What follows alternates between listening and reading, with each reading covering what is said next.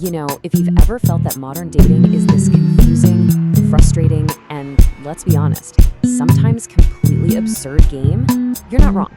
But what if I told you that behind all that chaos, there's a hidden set of rules?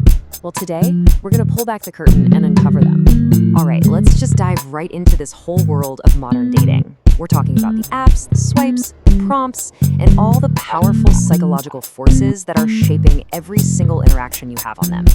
And right there on the surface, the whole experience can feel both deeply personal and, yeah, just utterly bizarre. I mean, you can pour your heart into a thoughtful prompt, only to find that what really gets a reaction is, well, that. It's the strange world where high stakes and lowbrow humor live side by side. But underneath all the absurdity, there's a pretty brutal statistical reality. Studies and user data have shown that women, on average, swipe right on only about 4.5% of male profiles. Just think about that for a second. For every 20 profiles a woman sees, she's likely interested in just one. This creates a massive imbalance in the system. So you've got this huge disconnect, right? Millions of people on these apps, but only a tiny percentage of actual matches are happening. It just raises this really big question. What is actually going on behind the screen? What's driving all these decisions? So what's really at the heart of all this? Well, it comes down to this massive gap between what people say they want in a partner and how they actually behave when they're swiping away. See, on one hand, if you ask people or just read their profiles, they'll list all these wonderful soft traits, right? Kindness, emotional availability, stability.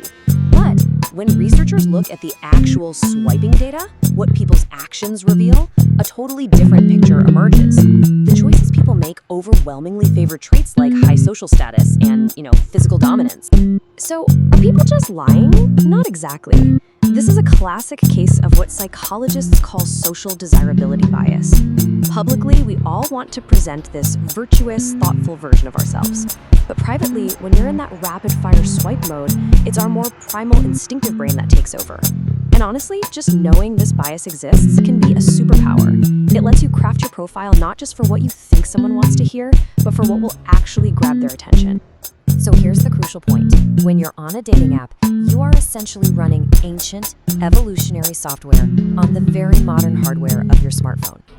And evolutionary psychologists actually have a name for this internal conflict we all feel. It's called the dual mating strategy. It's a theory that says our ancestors evolved to look for two very different sets of qualities in a mate, and that often creates a kind of trade-off. And this illustrates it perfectly. It's like we're all running two subconscious checklists at the same time. On one side, you've got the good genes traits, things that signal health, arousal, and genetic fitness. Physical attractiveness, dominance. But on the other side, you've got the good dad traits, qualities that signal reliability, safety, and a willingness to invest time and resources.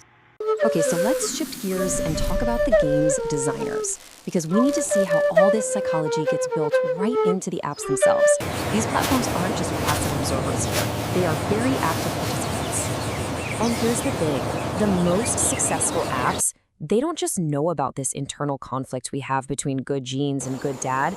Their entire business model is built to capitalize on that tension, to keep us engaged and keep us swiping. I mean, just take Hinge, for example. Their famous slogan is a masterclass in what's called empathy marketing. It speaks directly to our conscious, rational brain, the part of us that is genuinely looking for that long-term, good dad kind of partner. It's literally promising you an end to the game. Or look at Bumble. They built a whole monopoly by solving a critical pain point for women. That feeling of being overwhelmed or even unsafe. By giving women the power to start the conversations, they created this incredibly powerful feeling of control and security. It totally validates the user's belief that they're prioritizing safety and carefully vetting people.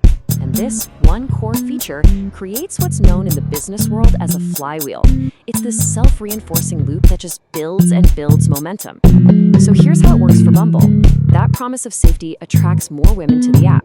Then, that concentration of engaged women attracts high-quality men. And that, in turn, makes the app even more valuable and safer for women. And the wheel just keeps spinning, faster and faster. So, understanding all these dynamics is incredibly empowering, right? It lets you see the game for what it is, a system that's been designed with very specific rules and goals. But it's also so important to remember that this whole model, the one built on that good genes versus good dad tension, that's just one version of the game. There are others. For instance, if you look at an app like Field, which is for people exploring ethical non-monogamy, you find a completely different operating system. The vocabulary itself is different. A term like unicorn isn't just jargon. It represents a really specific role and desire within a community that has its own set of established norms. And when a word like triad is just commonplace on a platform, it shows you that the app's whole architecture is built around a fundamentally different idea of what a relationship can even be. It's not just about finding the one. It's about exploring all kinds of connections. And that really proves that the structure of dating isn't fixed. It's a series of design choices that totally shape our behavior. These communities are even developing sophisticated concepts like couples privilege to help them navigate the unique challenges of their dating world. By creating language for these power dynamics, they're actively building a more transparent and equitable system. They are literally consciously designing a different game with totally different value. And so, at the end of the day, the ultimate takeaway is this.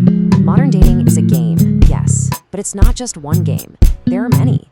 And now that you can see the hidden psychological forces and the design choices that are shaping your every swipe, you get to decide.